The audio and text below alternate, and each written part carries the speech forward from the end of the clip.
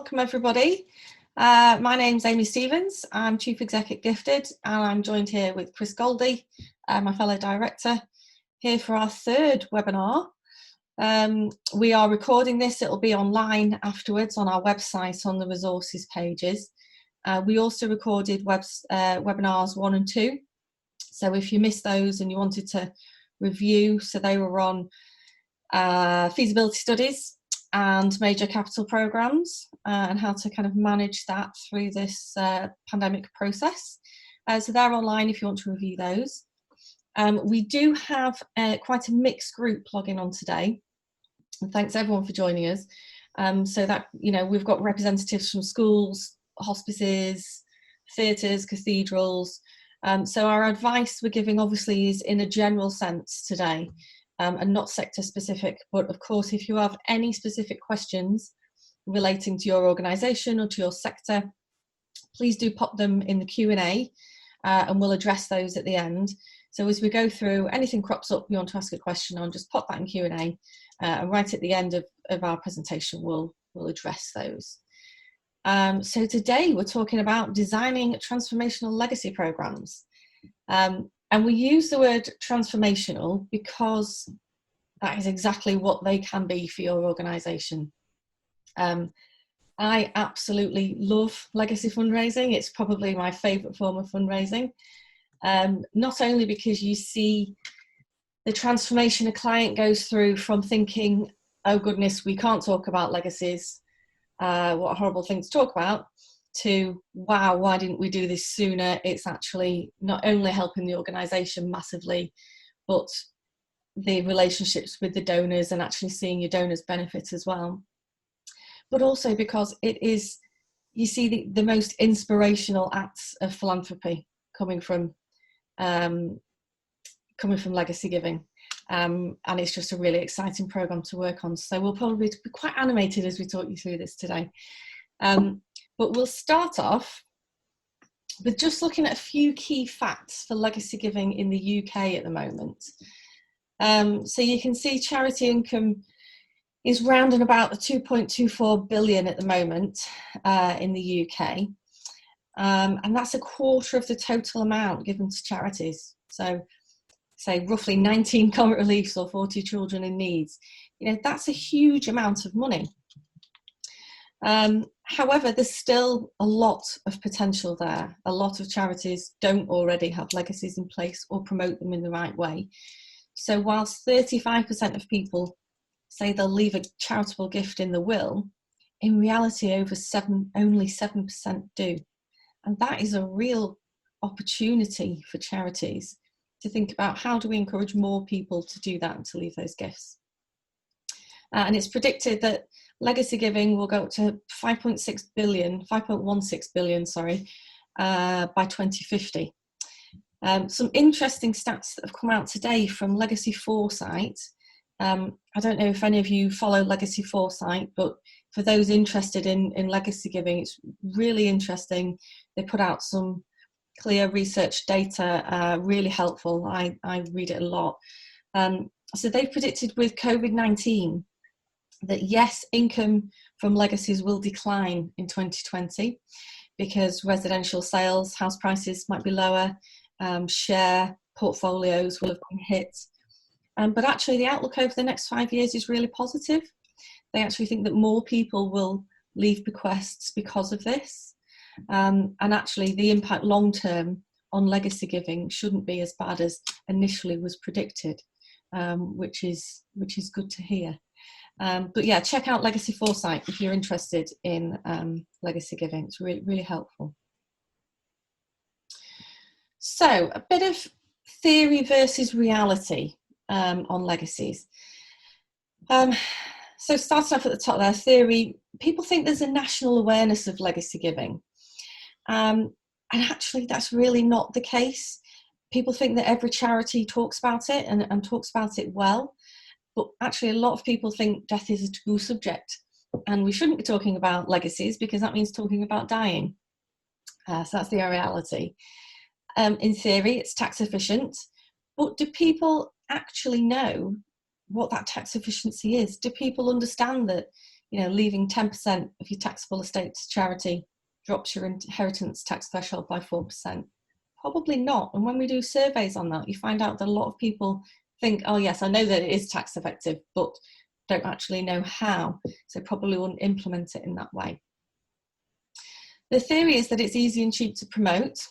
In reality, that's not the case. As we're going to talk through in detail, a legacy giving program is a major gifts program. Publicity alone is never enough. You are not going to achieve your legacy aspirations by scattering a few leaflets discreetly around your organisation. It's a major gifts program, but we'll come to that in detail. The theory is that once people have committed, that's it, secured, done. But actually, people change their minds, and that's where the importance of stewardship in these legacy programs is vital. The theory is people think donors have time to decide, don't they? Hopefully no one's going to die immediately, so I can think about this. And that leads to a passive approach in terms of legacy giving programs, when actually we really need to be proactive in legacy giving, and we'll discuss that as we go along. And again, many people focus on older prospects for obvious reasons. However, you never know when money will arrive, and a good legacy program will be focused at your entire supporter base. More and more people now, particularly when they have their first child, for example, are looking at their will and what they want to do there. So let's not just focus on older prospects. Let's think about everybody involved and make sure we're covering all bases. I'm going to pass to Chris for the next couple of slides. Thank you, Amy. So this, as you'll all know, is a what we would call the donor journey. It's an image from our book, and it very clearly demonstrates how we all as fundraisers try and work from the bottom of our pyramid to the very top, with legacies, bequests being that final aspiration, that final goal. The reason we've included this here is it's really important to demonstrate that a good legacy program is all about building relationships, and those relationships start at the very bottom. They start with the first gift. They may start for a lot of organisations in membership fees. They may start with a church, for example, with collections at the plate on a Sunday. It may be participation in events, be they celebratory gala dinners or marathons or participation events. It's a starting point for a relationship between the charity and the donor. And then through that donor journey, you're hoping to increase the value of their gifts as they go along, through a renewal or an increased gift, an annual gift maybe, towards an annual fund, then perhaps into a planned gift, something that's a little bit more long-term, something that the donor has had more time to consider. So actually you're accumulating their support over a period of time. And then up to where we're talking now, major gifts, and then ultimately leading into bequests. I'll give you a very quick example of one client of mine from many years ago, which is a horse welfare charity, where the first point of engagement was with predominantly young girls who were interested in the work that the charity did. They joined a junior club. They paid a minimal amount to get a magazine a couple of times a year. By the time they were in their sort of late teens, early 20s, they would start to make a small gift to the charity. By the time they'd moved into their 30s, they were starting to think about how they could support on a more regular basis through a planned gift. By the time they got into their 50s, of course, they were then into the territory in the main of major gifts. And ultimately, and as an earlier slide mentioned, 70% of gifts in will are made by women, and this was a horse charity. Clearly, the legacy area was a really important challenge for them, and we were able to introduce them to proper legacy fundraising, and I'm going back a long time now. But it really is important that we demonstrate how direct the progression of your donor is. Coming back to Amy's point earlier about don't just focus on the older people, this is probably a good reason why you don't want to always just focus on older people. Your legacy program is there for everybody to access because everybody thinks differently. There are some people I know who've made wills in their 20s. There are some who leave it until their 50s, but you never know that as a charity. So you need to be putting it there in front of them to make sure that they're thinking about how they can support you at the end of their time. So why are they important? Well, firstly, they give the donor, and indeed you guys, the askers, various options. There's the options of residuals, there's the options of a single sum bequest. It's property, it can be shares, it can be anything really that the donor wants to give you that's of value. That makes it particularly helpful for those people who are cash poor but asset rich, and we all know a lot of people like that. This is a real challenge I know in a lot of cathedrals with relatively old electoral rolls, worshippers worried about the cost of old age, how much they're going to need to get them through. And actually, you know what, but sitting on a reasonable level of asset. So what they'd really like to do is be able to say, I really want to support this cathedral, this hospital, this school, whatever it might be, but I can't afford to give you a lot of money now. But what I can do is make a gift that's really worth something in my will. From an organisational perspective, of course, it allows you to plan for the future. If you've got an active legacy program and you're seeing results coming through from that, through people telling you that they've made a bequest in their will, you can start to think about your longer term funding challenges. Maybe it's an endowment program. Maybe it's a future facility master plan that you're thinking about in 8, 9, 10 years' time. But you know that you've got a pool of supporters who aren't going anywhere. They're absolutely committed. They're hopefully tied in. They've declared their bequest to you, and you've got the security of knowing that they are going to support you. And of course, you know, nicely, it gives the chance for you to offer some appropriate recognition while you still can. You know, the historic view of legacies always was that you could only, you know, you'd only give somebody recognition after you'd received the gift, and by their very nature, you're only going to receive the gift once they've passed away. Well, actually, what we've found in recent years, and what we've seen work very well across all sectors, is the opportunity to recognise people in life and celebrate their lives with them and celebrate their gift with you, make them feel they're very much part and parcel of your family, knowing that they might not be giving you a lot of money now, but they're going to give you a reasonable chunk of money when they're gone. And as Amy said, it's a fantastic form of fundraising because it really does have the potential to raise millions of pounds each year. In the last 2 years alone, I've had 3 different clients who've received six-figure legacy gifts. One was expected, 2 were completely unexpected. And, you know, these have been clients who've been fundraising through major capital campaigns, and suddenly they've had an injection, a significant major gift injection from a legacy. And in 2 cases, they didn't even know it was going to happen. We talked a little bit earlier, Amy mentioned earlier, the taboo around death. So let's dispel the myth a little bit. You know, a legacy gift is the ultimate gift. It really does show, you know, when we focus on where we want to leave our money beyond our family, we really come down to the things that we care most about. So, you know, in my own case, I know where my money will go when I've passed away because I've got some causes that are really close to my heart. It does offer a little bit of immortality. For some, that's important. It's less important for others, but it's nice to know, and it's nice to be remembered in the future as being someone who cared and who supported. From your family's perspective, it can very often be seen as a celebration of life. This is something that, you know, families are very proud of their associations. And when you've been involved with something for a long time, or you've had a really deep-rooted affection for an organisation, to be able to celebrate that through a gift is a really rewarding thing to be able to do whilst you're still alive.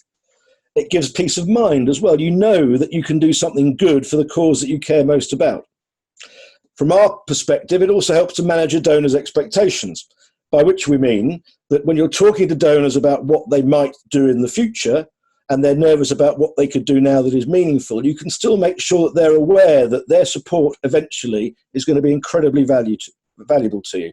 And as Amy will talk about shortly, legacy campaigns can be a lot of fun when you get into them and do them properly. Indeed. And I'll just touch again on that giving peace of mind. It really is critical, you know, that your supporters know that their gift will be spent within their wishes after they're gone. You know, I've had experiences where I've spoken to legacy donors who, you know, just simply wanted to talk about their gift and where they could direct it to within the organisation. And they've all afterwards said, I've done my will now. Thank you so much. It's given me such peace of mind and I feel really comfortable in my gift. And having those kind of conversations, giving that donor that peace of mind also means they're far less likely to change their will later because you've taken the time to answer all the questions they had about the gift and kind of in the long term. So that point for me is really important. Now, as we go to thinking about how you create your legacy program, your legacy campaign, we just want to look at some positive examples of literature and we'll look at some negative ones as well. None of these, positive or negative, are our clients. We've just selected them at random. But a couple of examples here that I just think are great. First of all, Heart Research UK. So yes, there's an elderly gentleman on the cover. However, he's smiling, for one. And secondly, the text is just brilliant. I think it's a brilliant piece of marketing. So 1954, married the prettiest girl in Glasgow. 1967, swam the Channel. 2050, helped defeat heart disease forever. What a powerful legacy advert that is. I think it's fantastic. Second one there, Royal Opera House, a lasting legacy. I couldn't tell you what ballet this is. However, if you were a regular at the Royal Opera House, at the ballet, I'm sure you would know that, and it would make you, it would make you smile picking up this leaflet. You'd want to read more about it. It's a positive image for the organisation. Now, some negative examples of legacy literature, and I've not named any of these organisations, but quite often these kind of images come with health organisations, so hospitals, hospices, etc. And it tends to be a young female nurse or doctor looking towards an elderly person who quite often you can't see their face in a, oh dear, way. And that's not positive. Good legacy campaigns are about life and not death. They're about celebrating what your gift will do after you're gone. Yes, we know that that involves somebody passing away, but it doesn't mean that the imagery within your legacy literature should be that. It's really not inspiring. We want the uplifting images so that people feel inspired to make their gifts. So, proactive legacy campaigns. Like I say, it's all about life and not death.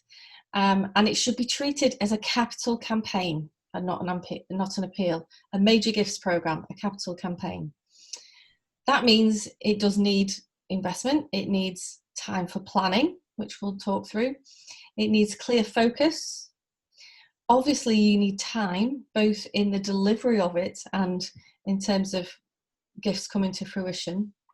And it needs resource as well. A good legacy campaign is not leaflets scattered around. It is a direct program of activity, which we'll talk you through. It needs vision and ambition. So we need to think about, what is it that this will achieve? What will this legacy program help you to do? These gifts in the future, how will they impact the organisation? It needs trained executive and volunteer leadership. We do training for clients in this, in asking for legacies, as we do in asking for cash gifts. And actually, chapter 9 of our book, at the back of that, at the end of that chapter, there's a couple of examples, a couple of key questions that are asked in the legacy process and kind of how to overcome those. If you do want a copy of the book, Julie's details will be on screen at the end, and we can send one to you. You can request that, no problem. And finally, it needs a personal approach. Like a major gifts program, the more personal you ask for these gifts, the better. And ultimately, don't we owe that to our donors, that personal approach? This is the most important gift somebody will make. And therefore, they deserve to have the time taken and somebody speak to them one-on-one about what they might like to give and have it directed towards. The key word in that previous slide, to me, has always been proactive. A couple of years ago, I did a couple of workshops for the IDP around legacies, and I spent some time looking at the schools who were coming along to see how they promoted legacies on their websites. And what was very telling was that about 60% of the 25 odd schools there mentioned legacies, talked about leaving a bequest, but that was it. There was no legacy brochure, there was no opportunity for a conversation. It was all reactive. And as we've already touched on, reactive legacy campaigns simply do not have the same impact as when you take the proactive steps towards planning and delivering an efficient legacy campaign. So how do you plan it, first of all? Well, the first thing you have to do, as you would with any major gift capital campaign, is you need to do your homework through a feasibility study. Why? Because it eliminates the risk, it gives you confidence to proceed, it enables decisions to be made about the amount of investment you'll need to make, and most importantly, it really understands the motivation of your prospects. And in a legacy campaign, this is particularly important because you want to understand how your potential prospect, your donors, your potential legacy prospects are thinking about your organization and how they want to use their wealth, whatever level that might be, to give you the ultimate support at the end of the day. The key elements of any feasibility study, as you'll all know, are the case for support, the research, the interviews, and particularly in legacy campaigns, the ability to be able to conduct surveys.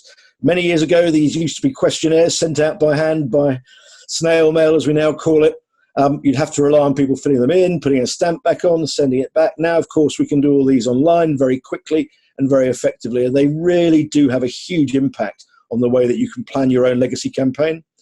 And the outcomes of your study will always be the strategic plan. You'll understand what the motivation and interests are of your donors. And most importantly, again, you'll have identified some key prospects, those people who will not only provide leadership, but will also be in the position to make those first major bequests. How do you then design your legacy campaign? Well, obviously, we're all different. We all have different strengths and weaknesses as organizations. But one of the more modern innovations in legacy giving, and something that we see being really effective across all sectors, is the formation of a legacy club, by which we mean an organization, be it constituted or unconstituted, but something that is branded and very obvious, which people can feel part of and members of. So at various cathedrals, we've seen orders of, depending on the saint of the cathedral or the name of the cathedral. And these give you opportunities, these give your donors opportunities to be involved in the organization that they're going to support. They may be giving a low-level cash gift now, but actually their real commitment has come in down the line. It's a way of being able to engage them socially, to be able to thank them personally, to be able to give them the opportunity to wander around your cathedral, your school, to talk about the facilities with you and be able to have those conversations that say, you know, if I was to leave you some money here, if I was to increase the value of my legacy, what could we do? Would it be another bursary? Would it be a choral scholarship? Would it be I've even seen a loo in a theatre once, you know, funded by somebody through a legacy bequest. There's all sorts of great ways that you can get people to be motivated to leave you a gift. And the best way of all is be able to remain in touch with them socially and treat them like they're any other living donor, which they are. You're just not going to get the money straight away. Powerful legacy packs, persuasive, something different, not the standard leaflet that Amy discussed earlier on, but maybe something that's a little bit more powerful, that has really positive imagery around it, that really demonstrates how their gift in the future will help your organization to thrive and survive going forward for future generations to enjoy. As with all major gift campaigns, it's equally important that you have an influential leadership group. In the same way that you'd form a campaign board for a capital project or a bursary campaign, you actually need influential people who will be able to declare that they have already supported through a legacy gift, and they're going to encourage other people to do the same. In the same way as you would with a major gift campaign, you're going to target your major prospects. You're going to develop prospect cultivation plans. You're going to look at networks across generations. You're going to seek and search for those people who you think are just the right sort of prospects. As Amy said before, this does not mean they're all going to be in their 60s and 70s and older. It could be there are generations of people in their 40s or 30s who, when presented with this opportunity and this option, will see it as being a very nice way, however distant they may feel and hope it's going to be, as a very nice way of committing themselves to supporting your organisation. But as always, with any successful capital campaign, the real focus has to be on those who are most likely to support you. You'll all know that from capital campaigns you've run. You'll all know that from the annual school funds you've run, or annual collections, annual revenue, whatever it might be. You focus where the money is most likely to come from, and it's no different in a legacy campaign. Then you have those discussions. As Amy said, this is a very personal approach. Define how those legacies will be used. What are they most interested in? Is it buildings? Is it people? At schools? Is it bursaries? Is it the long-term survival of the organisation? We've worked with organisations across every sector, and in the heritage sector, it might well be, actually, I'm going to give you this money so you've got money there to repair your church, your heritage building in years to come. In cathedrals, we see it around the same heritage issues. We also see it with choristers and bursaries for scholarships for choristers, because people have spent their lives loving music. We can see very clearly that somebody who's giving you a gift that they will never see the benefit of personally, nevertheless still really care very passionately about how their money is going to be used in the future. And the beauty, of course, of a legacy gift is they can make that explicitly clear in their will. That is what this money is for. It's very important too, just as it is in a major gift capital campaign, that you train your executive staff and your volunteers. Now, in the case of legacies, of course, as we talked about at the very start, this can sometimes be a taboo subject. And yet, you know what? Increasingly, as you get older in life, and I'm turning 60 this year, one is very aware of one's mortality, and one's very aware of the need to start thinking and planning about the future of your family and indeed those causes that you care about. And your executives and your volunteers need to understand that they shouldn't be scared to go and talk to people about legacy wills. It may even be that actually the people they're talking to are more comfortable for the very reason that they can give more by having a discussion around what they can do in their will to make your organisation financially stronger in the future. The other thing to look for always within your own community, your networks, who are those people around who might be able to offer you legal support? When I was at Rochester Cathedral, and I know that my dear old colleague Lynn from Rochester is joining us on this webinar, we had a father of a chorister. He wrote wills for a living. That's what he did. So he became involved with us. He was the man who when anybody came to us about a will, we went and asked this chap to do the paperwork free of charge, and he was happy to do that for us. And if you can find people within your own networks who can provide that sort of level of professional expertise, then you're immediately developing that link with your potential donors. So really importantly to look beyond just those who might give, but also to look for those who might be able to support you with their own professional knowledge and skills.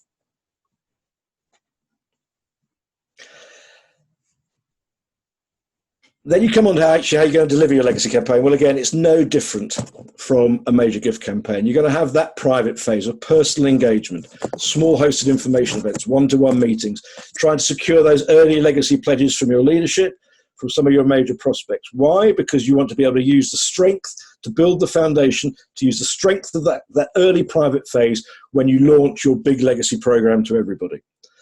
You're always going to retain that focus on personal engagement because it's so important to be able to have those conversations, as Amy said, to make your prospects feel really wanted and cared about so that they in turn want to care about you. But of course, you want to launch the legacy campaign publicly. You want to launch it to your entire community because, as we all know, there are people out there who are silent supporters. They're great supporters, but they may not be the type of people who like to put themselves in the public eye. They don't want to be known, but they nevertheless could be extremely supportive of you going forward. But as we said before, you want to secure a number of pledges because you want to be able to talk about the success of the campaign already.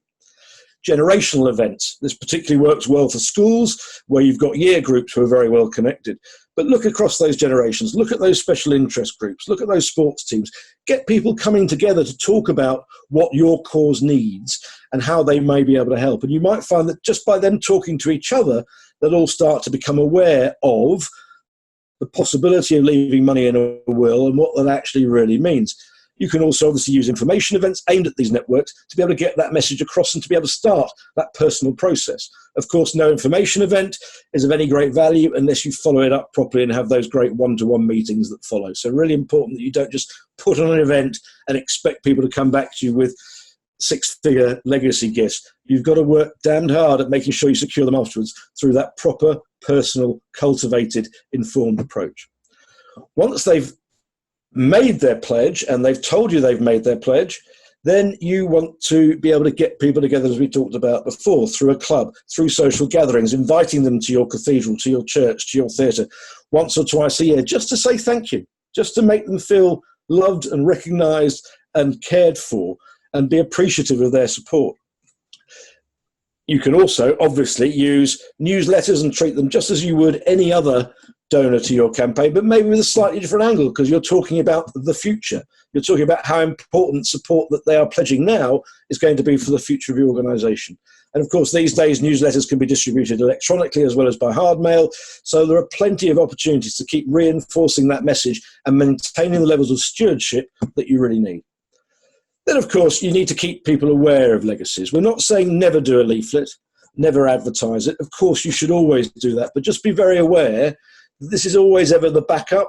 It's the stuff that sits around it. It's ancillary to the main bit of fundraising that you do in your proactive legacy campaign, which is all around the face-to-face personal interaction with those people who want to support you. Okay. Just on that note of information events, I'd also add, if you are going to deliver information events for your legacy campaign, let's be explicit about what people are being invited to hear about. Yes, they want to hear about the impact of the organisation and, the good work that will continue to happen. But things that work really well are asking your partner solicitors perhaps to talk about lasting power of attorney, to talk about how to put your estate into trust, all these issues which worry people when they come to thinking about making a will. And by offering that kind of free advice, it gets them thinking about the process more. And, you know, people then don't feel tricked about why they've been invited in for drinks that then turn into discreetly talking about legacies. You know, let's be clear what people are coming to hear about, and then we'll get the best results from them. So I'm going to talk through an example now from one of our clients in recent years. A client of mine, the British School at Rome. So they are a UK-based charity, but obviously the facility is in Rome. So we were appointed in very late 2016 to design and deliver a legacy programme. Financial year 2015, they'd had 110,000 from previously undeclared legacies, but didn't promote legacies actively in any way, shape or form. They did have a good supporter base of regular support between, you know, £50 and £2,000 per year from around 700 regular supporters. Our original target for that programme was 750,000. By March 2018, we'd raised over 1.5 million in declared pledges. And then a year later, 2.5 million in pledges.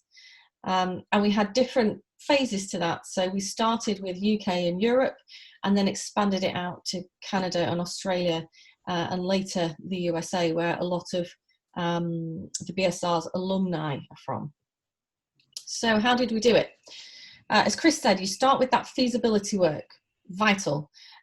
We did a database review, looking at previous giving levels to see what giving patterns there were amongst supporters. And then we did that vital survey.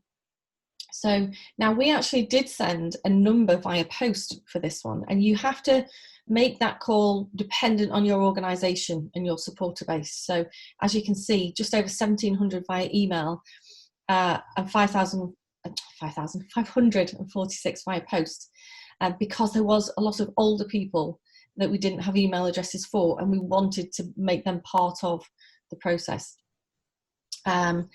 Response rate 15.6%. That is actually really high for a survey. Standard response rates for surveys are 2 to 5%. So for us, that was a really good indicator that they were in a relatively engaged community, which was good.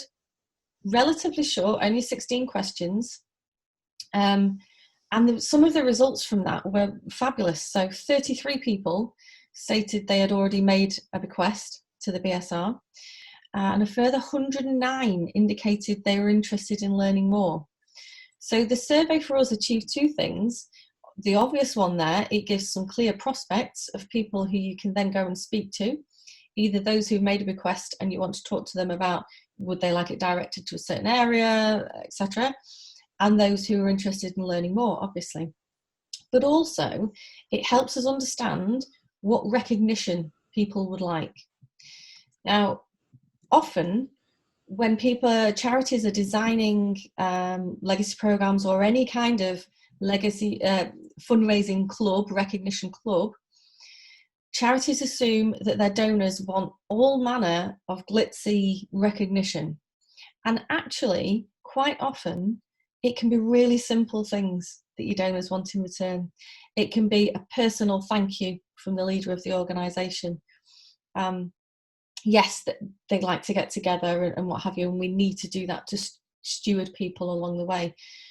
But really use that survey to think about the recognition, so you don't go planning something that is really time intensive, costly, and actually doesn't impact the stewardship of the donor. So it's really good to get their thoughts on that recognition element. So we did the supporter survey. We also then did personal interviews. So as you would do in a feasibility study for a capital programme, one-on-one, face-to-face, confidential meetings, talking about legacy giving, about the vision for the future of the organisation, the case for support, and getting their opinions on that. So then we went into the delivery phase, the creation of this legacy pack. So obviously you need some kind of leaflet, the case for support, some kind of literature that people can have and read and understand what it is that you're asking for. And like we say, please make that positive along the way. What is also really important is to have some guidance notes.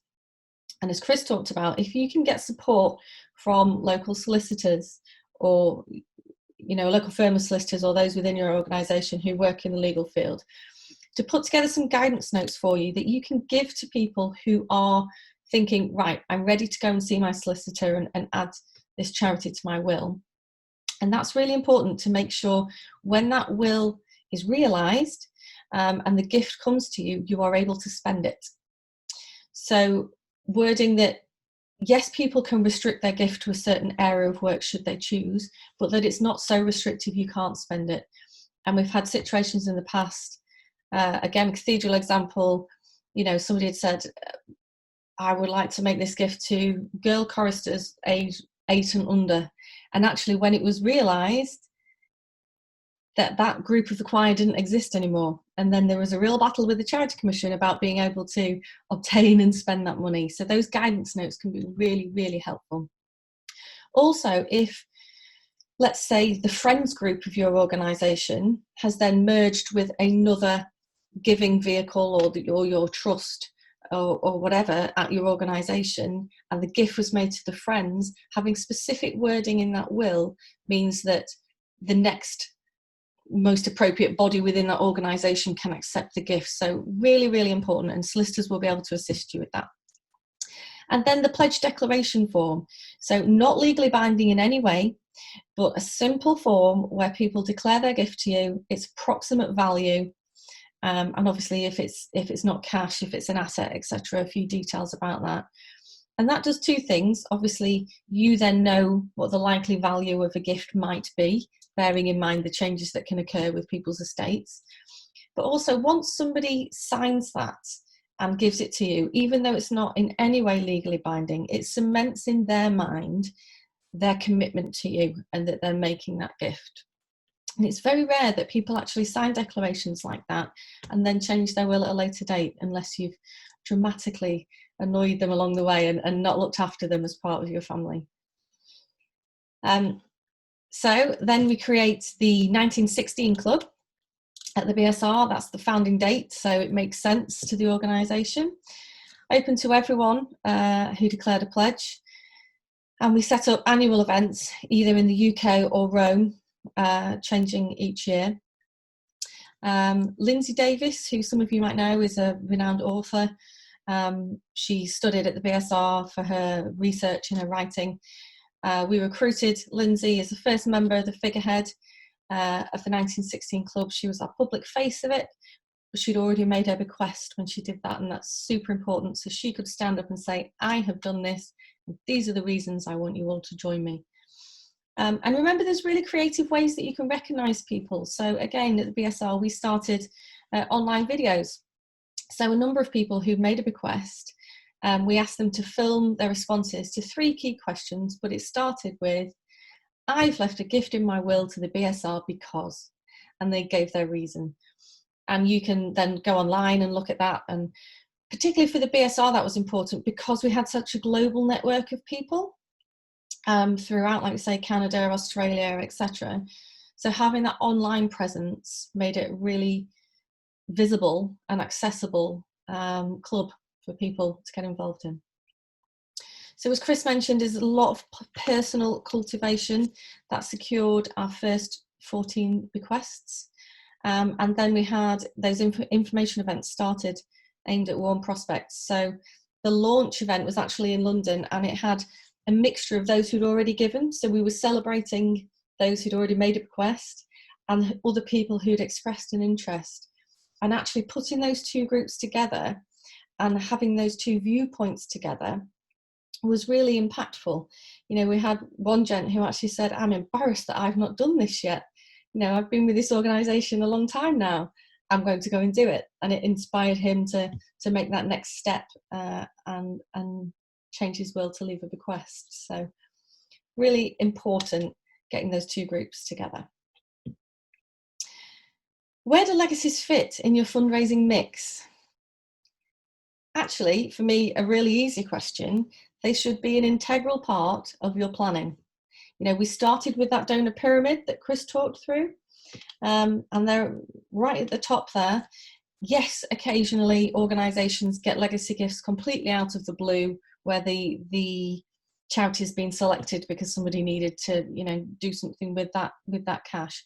But predominantly, legacy gifts come when you have engaged that donor throughout the donor journey. So they should be an integral part of your overarching fundraising strategy for your organisation.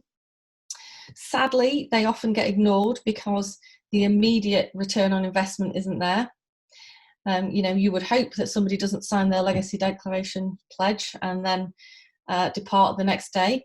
It does take a while for those funds to arrive, but it is so worth that investment, so worth it, because they really can transform an organisation. If you think of your own charities, if you knew that you were guaranteed roughly £2 million a year for the next 10 years coming in without having to, be filling in trust applications and what have you, just stewarding that group and building that programme, that is huge security for an organisation. So really worthwhile thinking how the legacies dovetail with your other programmes. Chris, is now the right time? I think you're muted, Chris. My apologies, everyone.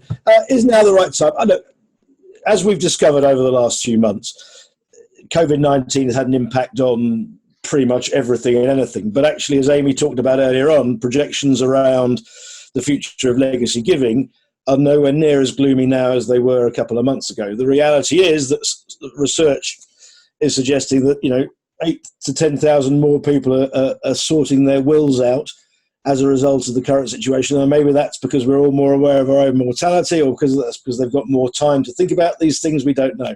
But the reality is that people are thinking about their legacies.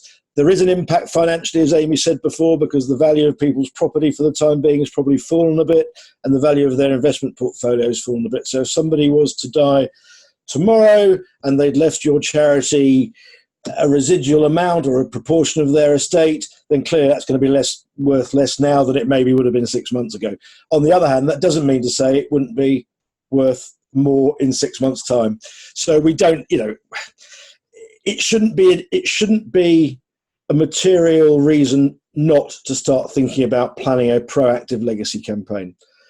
Fears about talking about death during the pandemic? Well, I think we're all fairly open-minded about that. We're all pretty resilient. Obviously, some people have been affected more than others, but we live in a society where death is no longer such a taboo subject. It's very tragic what's gone on recently, and none of us can escape that reality. But I don't think that stops us having conversations about doing good in death. And, we are undoubtedly living in a society that has become, I think, hopefully more altruistic and maybe a little bit more philanthropic in its forward viewing. You've always got to be sensitive in your communications around legacies. You've always got to word your materials with thought and consideration. You can't dive in. This isn't you're going to die one day, give us your money. You've got to position it in a nicer way than that.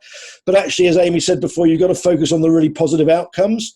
So make those communications sensitive. Don't worry too much about people being offended because it just happens to be now. But above all, focus on those relationships. This is a fantastic time to be building relationships with your prospects, whether they're prospects you've got them down for major donors for a capital campaign, or their legacy prospects, or their annual gift prospects. This is an amazing time to be building relationships, whether it's by telephone, whether it's via Zoom, video conference, however you might choose to do it. I've been on a number of webinars recently, postcards to your major donors just to say hi, how are you getting on? Things like that are really working effectively for a lot of organizations. So be creative, think about what you can do just to keep your donors and your prospects on side, committed, and feeling very warm and fuzzy towards you, because it's that warm, fuzzy feeling that will focus into how can I help this organisation in the future. Absolutely. We'll move on to questions now. I think you're going to read some of them out, Chris. Yeah, so we have a number of questions. Thanks for those. Please keep them coming if you'd like to. The first question says, who offers the training for the trained approach? Amy, do you want to answer that? Who offers the training? Training, yeah. Yeah, so when we're working with clients, we'll hold training sessions both for staff teams, but also volunteer leadership, so trustees, etc. You know, dependent on your organisation, depends on who might be having those conversations about legacy giving. So, you know, with hospices, we've actually trained some of the care teams as well, the hospice at home teams, but also those within the facility when people are coming in for either daycare or respite, etc. Because they're the people that get reached out to have the conversations and need to know how to react and what to advise. So yeah, we offer training sessions for clients in all shapes and sizes. The next question is, if you have suggestions as to how to adapt some of the live events, given the current situation, this would be welcome. Okay, well, maybe I'll kick off with that first of all. Obviously, we're not able to have big, large-scale live events. Hopefully soon we will be able to communicate on a more personal level, maybe even face-to-face if people are prepared to do so. But in the meantime, as we've just touched on, you can communicate with people in a number of different ways. Pick up the phone, send a postcard, suggest a little catch-up, see how they've been getting on, you know, particularly with your older supporters who may be feeling a bit isolated, a little bit vulnerable. This is a fantastic opportunity to involve not just you as fundraisers, but maybe other people. So if you're in a school environment, potentially this could be a chance for some of the kids at school to be ringing up former pupils just to check that they're getting on okay. If you're in a theatre environment, okay, lots of staff furloughed, as we know, probably at most theatres. But maybe, again, there are opportunities just to use existing staff, working staff, volunteers even, just to check up on people, make sure they're fine. You're not going to have, for the foreseeable future, the big information events. So when you come to that sort of challenge, there is no reason why you can't organise the small Zoom conference to maybe discuss a theme around your cause. It may not be purely and simply about legacy fundraising or fundraising. It might be a more general discussion. But it's a good opportunity. People are looking for things to do and have been looking for things to do for some time. The next question is, how do we contact people about legacies during this pandemic while social distancing is still in force? I'll start on that one, but Amy may want to come in. But we've been saying all the way through, this is a fantastic time to be talking to people and be planning and preparing. So if you go back to the survey opportunity that's there, what better time when people are at home looking for things to do than inviting them to complete a survey? And that should be the starting point of every proactive legacy campaign. The questions themselves, which we'll come on to shortly and Amy will deal with, you know, they're not intrusive questions. This is a fact-finding mission. And we're finding increasingly that during the current period, people are available to speak by Zoom and they're available to answer, to respond to a questionnaire that's going to take them 10, 15 minutes. And most importantly, they're happy to do so. Yeah. And then we've got a question, Amy, which is about the SurveyMonkey questionnaire. I think you've seen that one, so maybe you can respond to that. Oh, sorry, I can't see that, Chris. Could you? All right. So would you be able to share the SurveyMonkey questionnaire? Yeah, we can provide examples of that for sure. If you contact Julie afterwards and leave your details, we can give you some examples of that, no problem. The kind of questions we focus around are partly around the case for support. So, you know, understanding what does interest people, whether they want restricted gifts to be able to give restrictedly. We talk about the tax benefits and whether people understand that. And, you know, seems like a simple question, you either do or you don't, but, you know, that enables us to know, okay, do we need to provide that information in our literature? Because there's no point filling literature with information that isn't required or missing it out when people actually want that data. So those kind of things, again, around the recognition. So we give lists of different things which may be available for recognition and ask people to decide whether, you know, what would appeal to them. And then also about the giving. So key questions are, have you left a gift in your will to any charity? Have you left a gift in your will to our charity? If so, would you have a confidential discussion with us about it?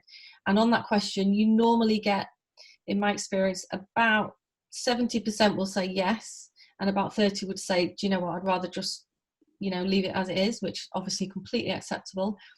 And then, would you like more information about leaving a gift in the will? And then finally, we ask about whether people would want to be involved in delivering that programme. So Chris spoke a lot about the need for volunteer leadership, creating these campaign boards of people who'll drive your legacy giving. And the survey, again, is a good way of finding people who might want to get engaged in that fundraising. But yeah, anyone who wants further info, drop Julie a note. We'll give you her details shortly, and we'll send you some thoughts. And then there's a question that follow again about surveys is, would you send the survey to your entire database or select specific segments? Again, I go entire database. You never know who is thinking about requests. At the BSR, it was a really mixed bag of people age-wise who made requests. And actually some of the larger ones were from some of the younger alumni, which was really, encouraging, I guess. But yeah, entire database. I think that's it. Unless anybody else has got any more questions and would like to ask, now's your chance to do so. What I am going to do, if I can, is launch a quick poll, if you wouldn't mind just answering that. This is our third webinar, and hopefully they've been useful for people. So if you wouldn't mind just saying, if there are any subjects you'd like to have further webinars on, we'll take that into account as we go through the next few months. So if there's no more questions, that's the end of our Legacy Giving webinar. Thank you ever so much. We have got a question in chat. Okay. Did you would expect 16% response to survey? Sorry, Chris, could you say that again? Sorry. Did you say you would expect a 16% response to survey? No, the 16% is actually really high. Standard response rates to these kind of surveys are between 2 and 5%. So if you're getting more than that, it shows you've got a really engaged community. The higher the response rate, the better. With that, I'll close the poll. Thank you, everybody. So yeah, the higher the response rate, the better. Are they all our questions, Chris? That's all. Just double check again. Nobody else has. Oh yes, no, somebody else has come in with another one. If we were to organise a Zoom webinar with our partner solicitor, should we make a reference to current circumstances, knowing that people are looking at their wills at the moment? Good question. Yeah. I don't see why not. I don't think. Again, I come back to the point I was making. I don't think people will be offended by that. You're offering somebody an opportunity to deal with something that may well be on their mind. So don't be scared of suggesting this is a good time to be. But you may just want to position it slightly differently. You might want to be that actually now's a great time to be spending time thinking about these issues. Yeah. And so you've taken the step to organising a solicitor to give advice, to offer advice on wills to anybody who might be interested. Yeah, I don't think there's no hiding where we are. And statistics are showing that more people are thinking about their wills because of the pandemic we've been through. And there are times of year when people think about their will. January, lots of wills are made in January because it's grey and gloomy and Christmas is over. So there's no hiding it, but yes, always be sensitive about the way you position it. But it's there, isn't it? So let's address it. And then we've got another question, final question, I think, from someone which says, what forms of recognition have other clients of ours offered to pledges? Okay.